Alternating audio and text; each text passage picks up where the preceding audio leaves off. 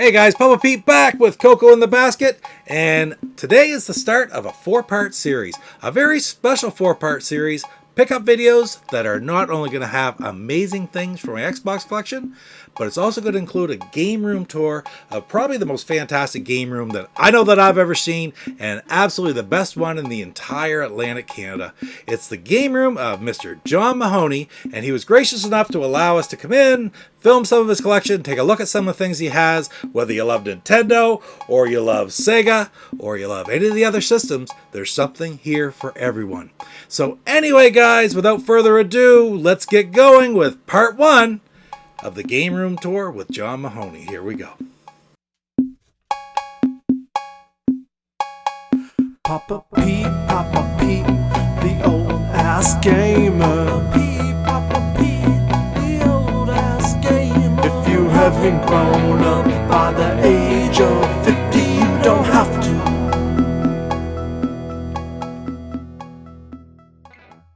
All right, Coco, before we get started, we're going to do a craft beer, right, for each section. And today we have Off-Grid Ales Sunny Day IPA. And Off-Grid Ales is in Harvey, New Brunswick. Harvey Station, New Brunswick. I've never had this beer before. I've had it highly recommended to me in the past. And so I thought I'd check it out. Picked one up the other day. Been waiting to try it for a video. Thought it'd be a real special one. And I'm going to use my Expos mug here. Haven't got an Off-Grid Ales mug right now, but boys, if I'm going to be having a few of these, I'll have to pick up one of their glasses or mugs. Got a very nice color, good head on it, still a little bit left on the bottle there too, that's great. Oh, it's got a great IPA aroma. Oh yeah, that's a nice hoppy, very clean tasting IPA, very good. I highly recommend it. I'm going to probably try some more of those for sure. Before we start the game room tour, I'm going to show you a few of the games that I got from John. Again, all of these Xbox games I picked up for my collection from John, and they were in immaculate shape. So let's start off with a few quite quickly, then we'll roll into the game room footage a little bit. First one up is the only one that I got from him that's for my Platinum Hits collection. And I got a copy of the Elder Scrolls 3 Morrowind Game of the Year edition. And the most amazing thing about this is they're hard to find complete. This has got a great manual. It's even got the registration card, but it does have the map in there. So for my Platinum Hits collection, I was very happy to add this one at the time because it's kind of hard to find, and it's especially hard to find complete as it is. I didn't play this game much back in the day, but I played of all the incantations I got after Morrowind came Oblivion, and the one that I played the most of course, was Skyrim, which I absolutely love that game. So I'm very happy to add this, a type of game I really enjoy, to my collection. Next, of course, you got to have all the sports games right. And I'm going to tell you this right now, I actually do love sports games. And this is FIFA Soccer 2004. It's very standard. They put a new one out every year for it. I love the FIFA Soccer games right back to the days of the Genesis.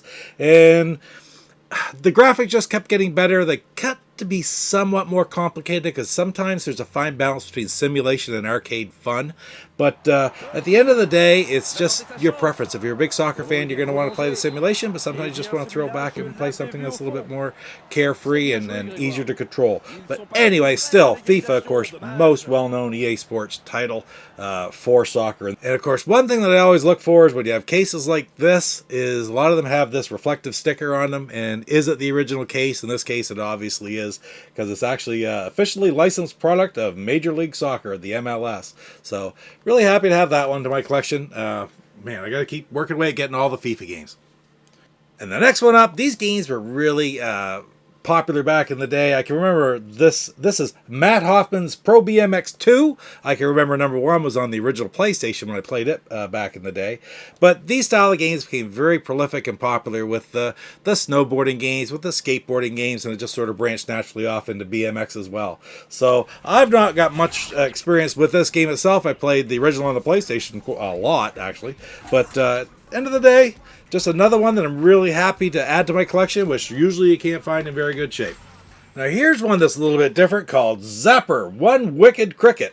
And notably, I think it's the last game that begins with Z that I needed. But anyway, that's just sort of a neat little thing, a little subset to do. I noticed when I put it in my app, once I had the last one of a letter. But Z, of course, being one of the easiest ones to get. But Infogrames, this is a how do you pronounce that? Infogrames, which always seems strange to me. It should be games to me. But anyway, it's like a 3D platformer with 4 levels. It looks kind of like a puzzly type game as well. So I don't know, like I said, a whole lot about it. It reminds me of A Bug's Life, except for it's not quite that same type of adventure. Find and destroy eggs before they hatch, evade bizarre enemies and deadly hazards, and zap enemies and objects to clear levels. So very typical platformer, 3D platformer, and great to add to the collection, especially in this edition. The next game is very interesting. It's called Maximum Chase. It's only on the Xbox, so it's an Xbox exclusive by Microsoft Game Studios. And it's sort of set like you're a stunt person driving a car, and then you do different missions, Hollywood-inspired chases, and just really interesting type of game, which I haven't heard a whole lot about, to be quite honest. A lot of the Driver series, except for it just puts it in a different premise with the Hollywood stuntman theme. So really interesting thing to have right there. So we've taken a look at a few of the games. Let's jump over to the game room now and see some of the amazing things that John has in his collection. Hey guys, Papa Pete back in today, and I'm one of the best game rooms in the province of New Brunswick. Probably the absolute best one, maybe in Atlantic Canada. I think I'm with John Mahoney here today. In the background, we got lots of great NES games. Got Super Mario World, Super Mario 3D World, man. All the amiibos right here. Can't beat it. Almost. Yeah, almost. Just had an absolute fantastic Xbox pickup. Great pickup for my collection. And I'll show you that in a little bit. But first of all, I wanted the opportunity to talk to John. Hey. And ask him about his collection here. John, when did you start getting into video games? Because you're a lot younger than me, I can tell you that right now. I know I'm the old guy, but... Well, I had a Super Nintendo when I was a kid. I grew up with the SNES and Mario World and Donkey Kong 1. I was a little late getting the N64, but I eventually got that. And then the GameCube, I got on time right when it came out. I was pretty excited for that. Yeah. And the thing about me is I never really seen them as old games, and I never really got rid of them. I always kept my old systems hooked up. I always had my SNES, my N64, and my GameCube all on the go, and I played them all equally. And I would always still rent, Super Nintendo games, even if back when you could do that. Yeah, back when you could do that. Yeah. The GameCube would be out, and I'd pick up the new Paper Mario for that, and then I'd rent Super Mario RPG on the next weekend. Right on. That's a lot the same as me. I mean, I think we talk about as collectors. Like you have a huge, beautiful collection here, but collectors all have something really similar in common. Is they tend to still have the things they had when they were a kid. Yeah, right? Exactly. So, I've actually gotten the copies of Super Mario RPG and Breath of Fire that I rented from that rental store when that went out of business. So you have those now? I probably sold those ones for condition upgrades. Understood. But I did have them at one point. That's awesome. Then when the internet really started taking off, and the Angry Video Game Nerd and the other YouTube guys started taking off in like 2005, 6, 7, 8 in there. I realized there was a lot of video games I missed out on when I was a kid, right? And I remember watching like a YouTube video way back of all the Super Nintendo platformers. Yeah. And I really liked Mario and Donkey Kong and those, so I was like, I'm going to try and get all those platformers that I missed out on. And so I went to the flea market. There's a huge flea market in Sussex where I was born. Okay. So I've been going to that flea market since I was, 6 years old. I've been there before, but not all that often. Every year. Yeah. And so I when I was just after I graduated high school, I decided to go down and try and track down all those Super Nintendo games. And I bought, Mr. Nuts and Plock and Zool and I don't know, Lion King I didn't have. And so they were all cheap back then, of course, $5, $10, $15. Absolutely. You get into it when the time was cheap. Yeah, exactly. A little bit different than nobody cared about the old games back then. That's awesome. I couldn't get over that NES collection that he had. Went through all those games, missing very few for the complete set, and I was able to pick out right away when he asked me at one point, you know which one it is that I'm missing? The top game? And all these top-notch titles were lined up, really expensive games, with one copy of Bubble Bobble sitting there. And I thought, obviously, it's Bubble Bobble 2 that you're missing. That is the one he's missing. Just, he can go out and get it, but he's always looking for the right deal for it. It's really amazing. The talent, it takes skill to collect the way these people do collect. But anyway, on to more Xbox games that I got from him. And the next one up is Cold War, which has always been a very mysterious game to me. I thought I had it right off the get-go, but it turns out that I didn't have it, and this one is in beautiful condition.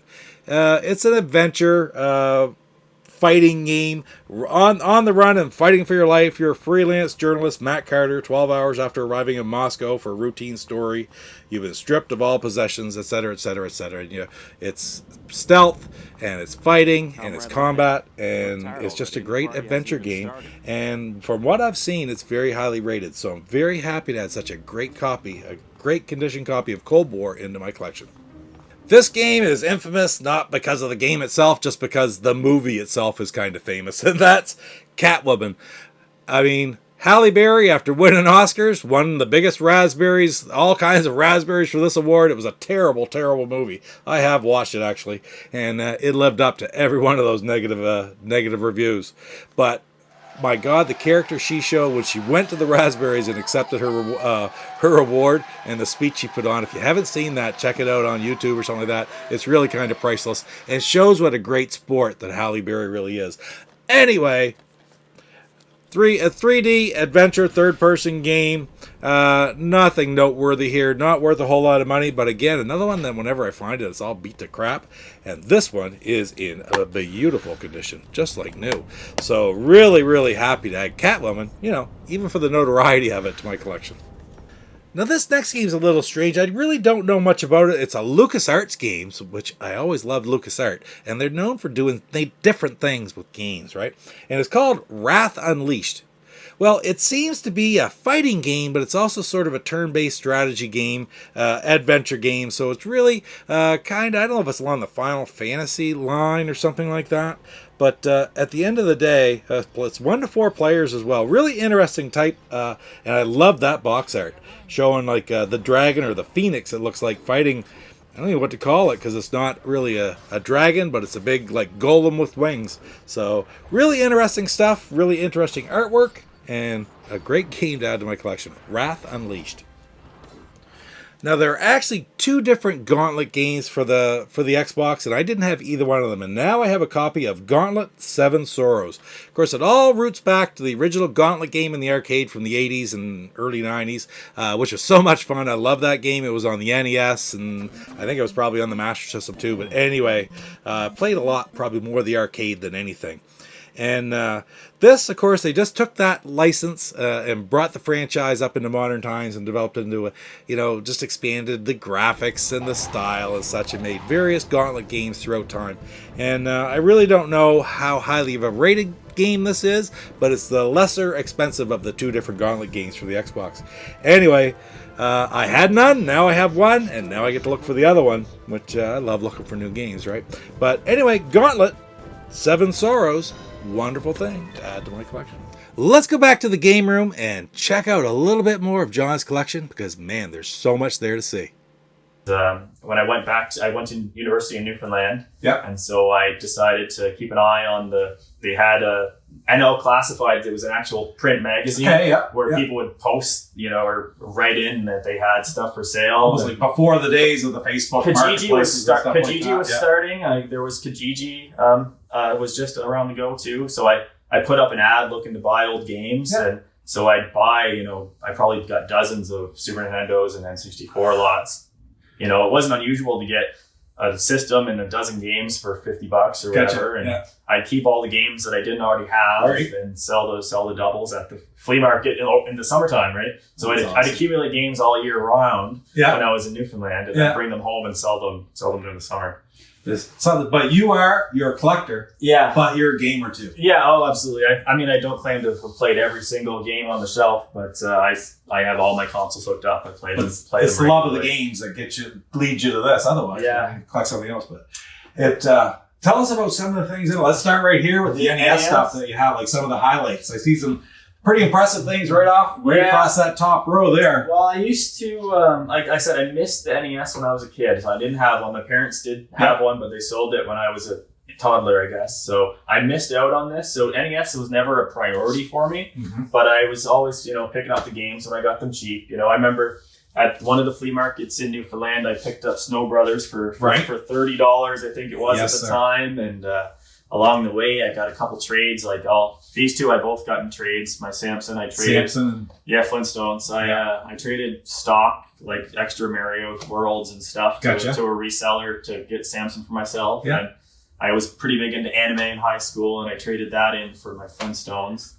And I'm only missing about 35 or 40 NES games now, mostly cheap ones. So I just haven't had the opportunity. I haven't had the opportunity. Wow, that's amazing. I've seen a lot of games here, which I've seen before, but not all in one spot. Yeah. It's just amazing. I get a kick out of it. There's one game that you're missing, one heavy hitter, right? Yeah, Bubble Bobble 2 is the last expensive game I need. I got Bubble Bobble 1 up there just as a placeholder for now. I got looking at the list, and it's the first thing came out. Okay, Bubble Bobble doesn't fit in here, but you already told me you need a Bubble Bobble 2, so that's why. Exactly.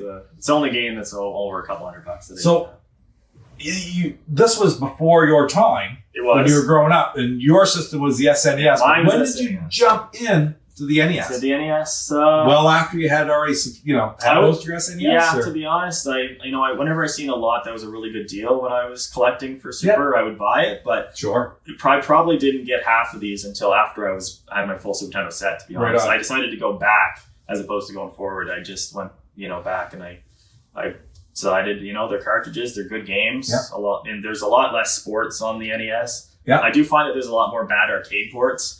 That I never really, I don't know why anybody would play these now instead of the arcade board versions on MAME or something. But, as far as the platformers go, I love platformers. So there's a lot of gems in here. So I was going to say one game just in the NES collection. If you could pick it up, you had to play it right now. What game would it be? Tough, eh? Mario Bros. 3, probably. Yeah, there you go. There's a lot of good platformers. I love Darkwing Duck. I love Gargoyle's Quest 2. I don't think it's enough love. Right. I love Demon's Quest on Super Nintendo too, but this one's fantastic. Right on. Just amazing stuff in that collection. I'm telling you, it's phenomenal, the stuff there to see. So I really want to say thank you to John once again for taking me in and having a great conversation about games and showing me so many amazing things that he has built into his collection, and the way he displayed it as well is phenomenal. Really, really attractively displayed with the shadow boxes up above. Lighting's done very, very well, and overall, it's an amazing room to go into, to look at, and to play games. So right on. So the next one I got from him is a really unique kind of game because I don't think I'll ever be playing this one. It's Phantasy Star Online Episode 1 and 2, which you require Xbox Live to play. So it's not going to be played. It's a Sega game. It came from the original Dreamcast version. Another one of the reasons that they sort of call the Xbox the Dreamcast 2. Which I do agree with because a lot of the games, a lot of the great franchises from the Dreamcast, this is where they ended up after the demise of Sega and the decision to just go with producing software and no more hardware. But anyway, Phantasy Star Online Episodes 1 and 2, I just never ever see it. And when he had a copy of it there in this beautiful shape, look inside there, that's great. Yeah, no, I can't play it. But as a collector, I'm absolutely thrilled to have this one in this condition in my collection. The next one I got is also an Xbox exclusive, and let's see if I can pronounce it properly. It's Dai Senryaku, and that is modern military tactics. It's a warfare game, sort of like a grid design game with tanks and artillery and platoons and helicopters, and I have not played this game yet. I've never actually seen it played yet, unfortunately. But, man, it does look quite interesting just from the pictures on the back, I'll say that. You don't see it around very often at all. I just don't think that many people played it back in the day. That being said, turn-based combat, I used to play the board games back when I was much younger, whether it was Panzer General or Allied General or other games like that, and this is sort of like a step forward from that, electronic versions of those old grid-based tile operated board games. So really interesting. A lot of times there's a high learning curve with games like this, but I might have to check that one out because it just sort of takes me back to my childhood. Dai Senryaku. I'm probably brutalizing that title. Alright, I'm down to like the last two pickups, so let's jump back into the game room for another little bit of John's amazing collection. I never been super into Chippendale. I know those are popular in the DuckTales games. Yeah. I love Mega Man. Mega Man 3 is my favorite. I know 2 probably gets a lot more love. And I'm even down, so I only need 5 and 6. 5 and 6, yeah.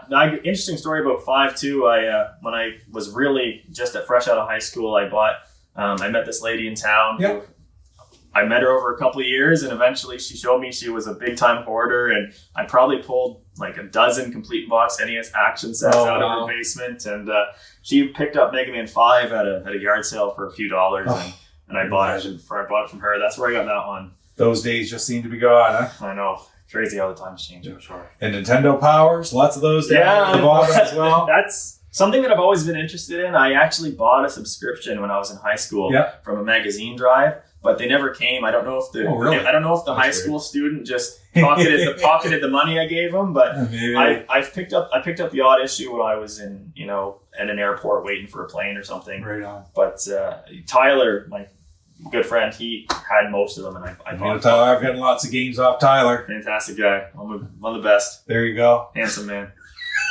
Now, don't forget, there'll be a lot more to see in parts 2, 3, and 4 of John's collection.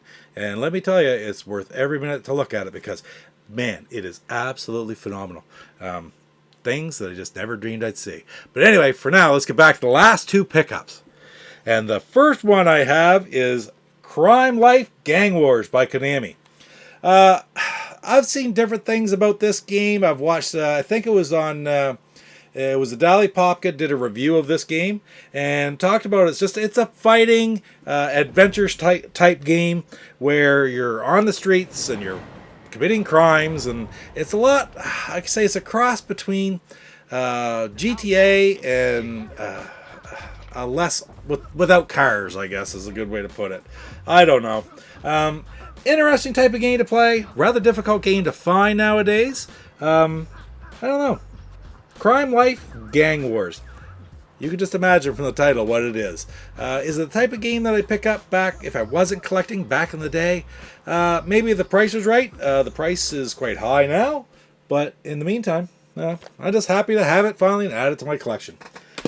This brings us down to the very last pickup for this video. And I thought I'd end with a pretty impressive game, one that I've been looking for quite a while. And for whatever reason, it's gone from like being a relatively inexpensive game. When I was picking up the things like Coast to Coast, Outrun Coast to Coast, and Stubbs a Zombie, this one was on my radar, but not as a super expensive game. For whatever reason, well, COVID, right? But for whatever reason, specifically, this game has gone right through the roof over the last 6 months. And I finally picked it up in pristine condition, and that's a Togi 2 Immortal Warriors. So this game comes back, it says, Arise, Unite, and Destroy. It's a third-person, samurai-type combat game, third-person action-adventure. Says, critically acclaimed visual masterpiece returns with 6 playable warriors. So they've expanded upon the original Otogi Myth of Demons and just made it that much better of a game. Which is probably why, because I always said Otogi was a real sleeper on the Xbox, because it's only available on the Xbox, and not many people knew about it and how great it was. Really, they talked a lot about Jade Empire and Otogi, the Otogi series. So, for whatever reason, people finally caught on, and this has become really high demand and has really gone through the roof price-wise. But that's fine. It can go up as high as it wants now, because now I have it in my collection. Otogi 2 Immortal Warriors by Sega. Beautiful. Just beautiful. Well, guys, that's it for part 1 of this series. Make sure you join me for the next one, where I'll have even more great pickups, and I'll have even more great things to show you in John Mahoney's collection. What do you think, Coco? You going to make it through all 4 parts? You think you can stay awake that long? I don't know if you can or not. She'll probably fall asleep, but that's okay. I'll just get another cat and bring it into the basket. How's that sound? No? All right. Anyway, guys, thanks for spending a little bit of time with me today. Don't forget to like, comment, and subscribe, and we'll see you next time for part 2. Take care. Papa Pete, the old ass gamer. Papa Pete, the old ass gamer. If you haven't grown up by the age of 50. Hello, Dali Popka here, and you're watching Papa Pete, the old guy gamer. What the hell?